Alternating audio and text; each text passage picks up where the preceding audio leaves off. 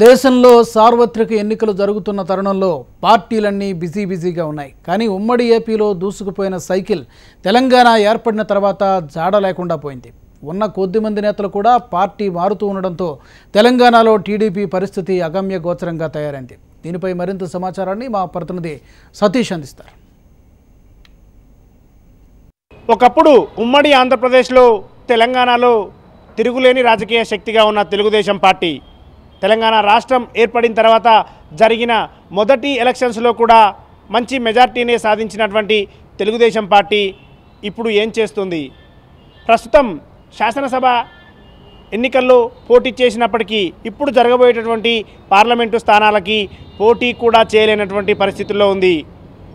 గతంలో ఏ ఎన్నికలు వచ్చినా సరే మేము కూడా ముందున్నామని చెప్తున్నటువంటి తెలుగుదేశం పార్టీ ఇప్పుడు జరుగుతున్నటువంటి 2019 పార్లమెంటు సార్వత్రిక ఎన్నికల్లో తెలంగాణలో పోటీ చేసే పరిస్థితి కూడా లేకుండా పోయింది.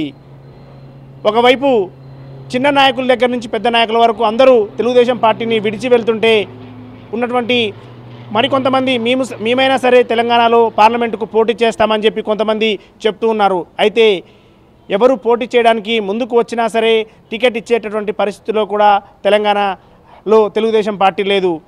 దాదాపు 17 పార్లమెంటు నియోజకవర్గాల్లో 1-2 నియోజకవర్గాల్లోనైనా సరే పోటీ చేస్తామని చెప్తున్నటువంటి తెలుగుదేశం పార్టీ అవి కూడా పోటీ చేస్తాయో లేదో అనే విషయంపై ఇప్పటివరకు కూడా క్లారిటీ లేదు. సమావేశాల మీద సమావేశాలు నిర్వహించుకున్నారు. ఇక్కడ జరిగినటువంటి సమావేశ సారాంశాన్ని పార్టీ జాతీయ అధ్యక్షుడు చంద్రబాబు నాయుడు కూడా చెప్పడం జరిగింది. కానీ ఆయన నిర్ణయం తర్వాతనే పోటీ చేస్తారని చెప్పినప్పుడు కూడా నామినేషన్లకు చివరి గడువు కూడా వస్తుంది. కానీ ఇప్పటి వరకు కూడా ఎలాంటి నిర్ణయం కూడా ప్రకటించలేదు.